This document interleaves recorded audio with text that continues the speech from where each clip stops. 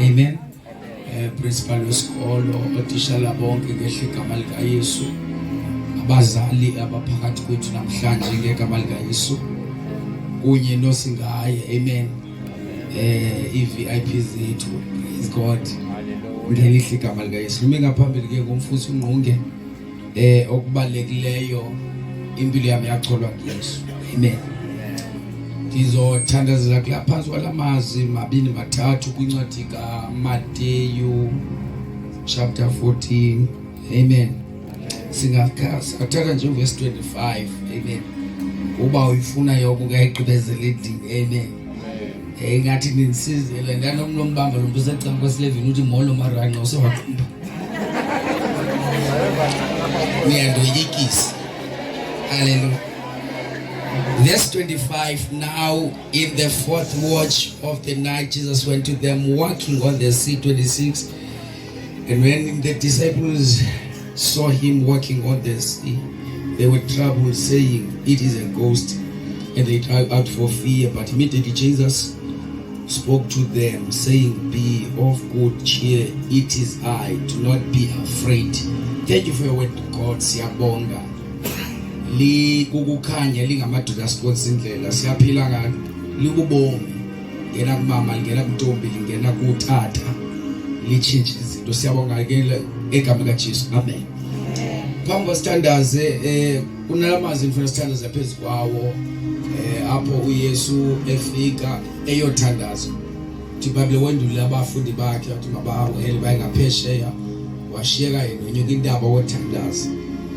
Njebethandaza uYesu ngapha umkhombe ebebekhwele kuya abafundi bekutsho uYesu bamabawele akabikho umkhombe dibana nestorm wavunguza ulwandle akekho uYesu.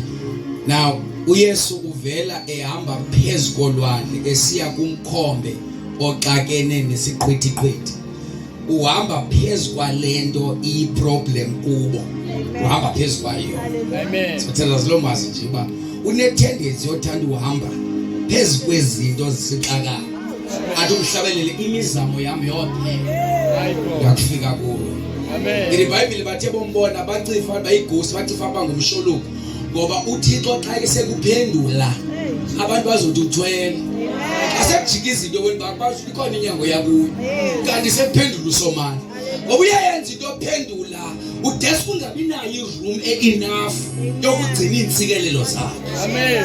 Ithi iBhayibheli ke uthe xa bethalayo besothuka beциfa bayighosi ngoba uThixo akazuphendula ngohlobo sifuna ngayo.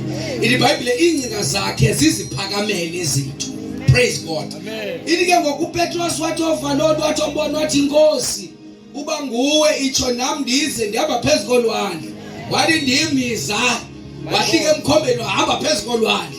IBhayibheli ithi umoya wabanamandla. uYesu akahambanga phezulu kolwandle ngoba kuphele isivunguvungu, futhi noPetros akambizanga waqala wadila nesivunguvungu, umbize isivunguvungu sikhona, amen. Ithi iBhayibheli umoya besiza ngaphambili ebengazingemva, kutsho ukuthi umoya ebesiya kwindlela ibheka phambili.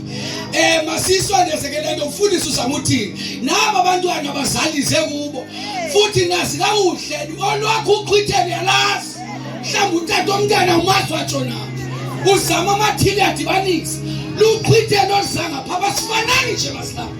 Abanye abalapha abanabazali abafundile abasokola ubhotala neuniform zesikolo, kodwa wena kumanye amaxesha uqaba nomntana ebheka esikoleni ngenza kanjani, hayi luqhwithelo ojongene nawe. IBhayibheli uJesu bambiza kunjalo, unotendency yongaluthulisa uqhwithelo ngoba ufuna ukhayisa ngawe uba you can survive phakathi kwestorm, you can survive imali ingekho ngoba unguJehova ovula iminyango, amen. Wahamba uPetros, amen. Ngokuthi indingekala isibalekele kulo unamandla onke, amen.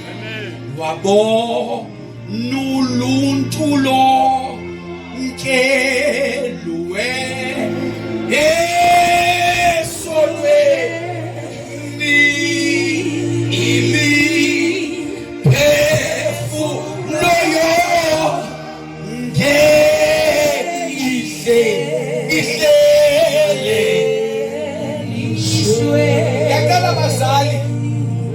abazali singayileqi iprogram kazimvalela ngaphandle. Amen. Sigqiba ixesha livele liphume cha abengekho.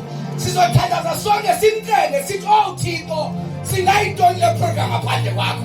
Hallelujah. Abakholwayo abakholwayo sobandla abanakukhwetshwa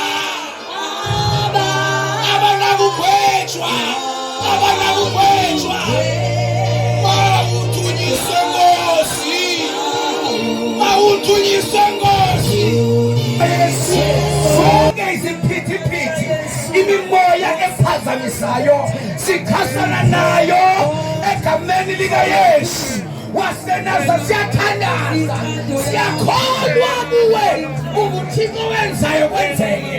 Siyakholwa xa ukhona izinto ziyalunga. Ngalokuthi umolonke lufanele egameni likaYesu.